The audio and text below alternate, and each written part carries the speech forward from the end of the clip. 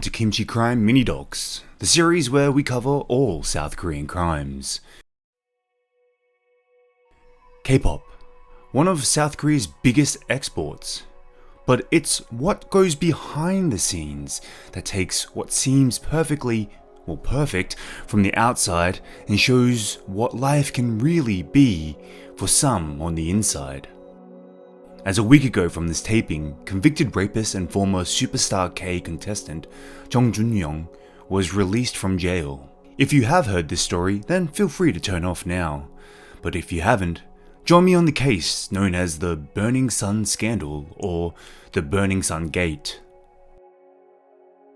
To understand this story, we must focus on the K-pop group Big Bang, one of the biggest K-pop bands in the world. But more specifically, let's look and focus on this member. His name is Lee Sung-hyun, better known to the world as Sungri. He was the maknae, or the youngest member of the group, and was known to be a great singer, entrepreneur, and all-round good guy. However, don't let these eyes deceive you, because outside his life as K-pop star was a man along with other celebrity friends who were dealing in some not so ethical activities. Sungri was the director of a club called the Burning Sun, in one of the most expensive areas of Gangnam area. The club itself had several floors for different music, over 60 VIP booths, and could fit some 1,000 guests in at once. He was known to have a lot of celebrities walk in and out of those doors, along with wealthy people from higher ups in certain well-known companies and other personalities. Now, one of these personalities to walk through the door on a regular basis was singer Jung Joon Young.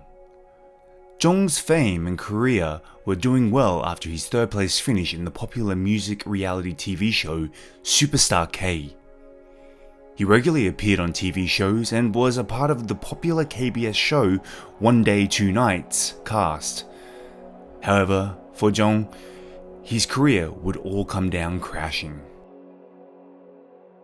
Now, concerning the Burning Sun Club, there were already rumours and whispers floating around that the club had prostitution, drug trafficking, as well as some dirty police dealings within the confinements of the building. But it all started on the night of November 24th, 2018, when a club goer by the name of Kim Sang-gyo attended one night at the Burning Sun Club. All was going well until he noticed a woman being sexually harassed. Kim tried to step in and was assaulted by staff members for intervening.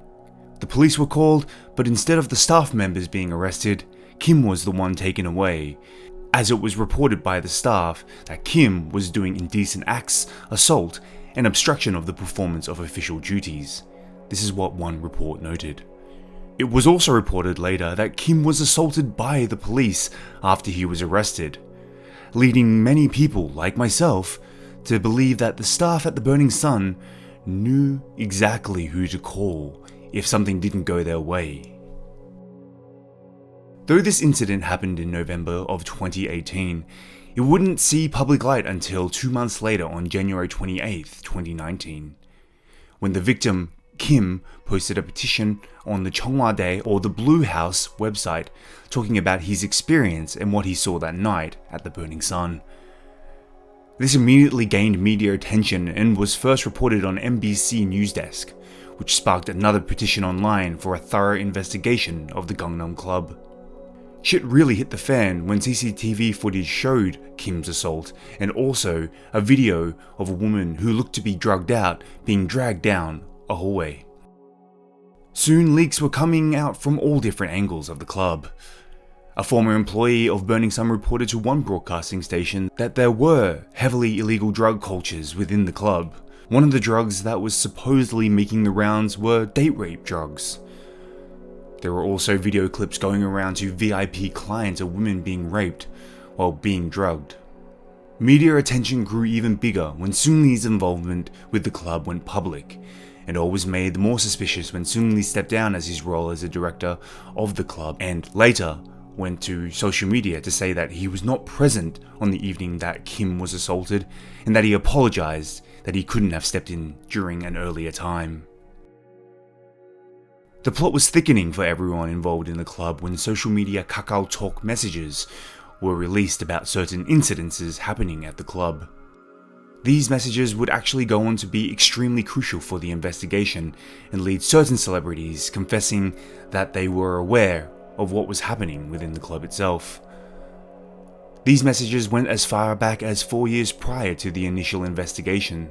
Some of the messages included Seung-lee himself organising prostitutes for foreign investors in the club, which he at first denied. The pressure mounted up on Seung-lee, and on March 10th, 2019, he was booked with sex bribery charges. He then shut down his social media accounts and announced his resignation from entertainment. Among other charges against the club, there were usage of drugs, spy cams, embezzlement, and forced prostitution.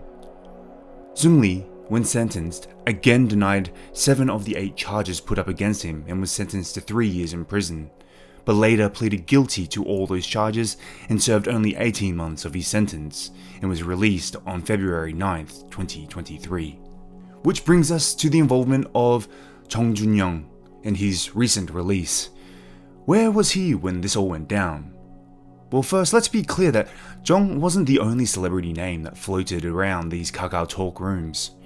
FT Island's lead singer Choi Dong-hoon, Superstar K contestants Roy Kim and Eddie Kim, Highlight, formerly known as Beast, boy band singer Jung Joon Young, and CM Blues Lee Jong-hyun were also some of the celebrities that were a part of these virtual rooms.